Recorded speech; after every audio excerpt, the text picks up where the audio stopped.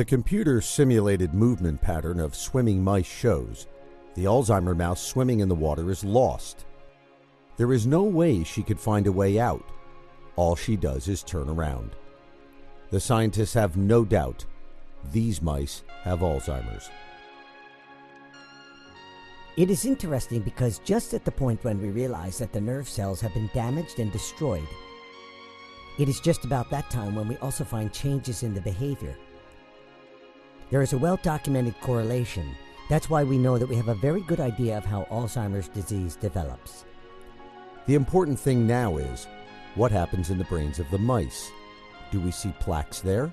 Do these plaques destroy the brains in such a way that the mice cannot recall? Thomas Bayer cuts the brains of the mice into very thin slices. The big advantage with mice, in contrary to humans, is that he can examine the brains of mice in any stage of the disease at any given time. There is one important step involved when we want to determine the cause of the disease. It is the correlation of the brain samples. To make deposits within the brain sample visible, it is necessary to use a certain color. Different colors make different diseases visible. Thomas Bayer decides to make the plaques visible.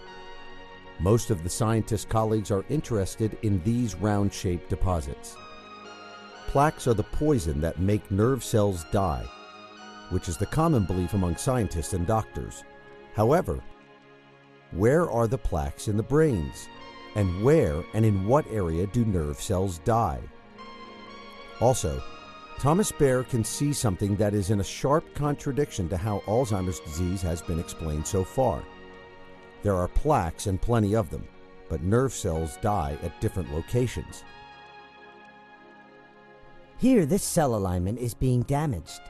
The plaques, however, are here, here, and here, further outside. What we can also see here is, within these cells here and here, there are no plaques, but these are deposits within the cells. These deposits are responsible for the dying of cells. Despite all those results from behavioral science as well as physical examinations, all available medications for Alzheimer's on the market today are so-called Plaques medications. Even new medications developed today are solely Plaques medications. As Professor Thomas Bayer says, only 10% of the nerve cells lost have plaques as root cause. All the remaining 90% of dying nerve cells, there must be another explanation. It is another material responsible, something within the cells themselves. We can say this another way around. In the best case scenario, if we are successful in combating plaques, that would translate into something like we were successful in combating only 10% of the cause that leads to Alzheimer's.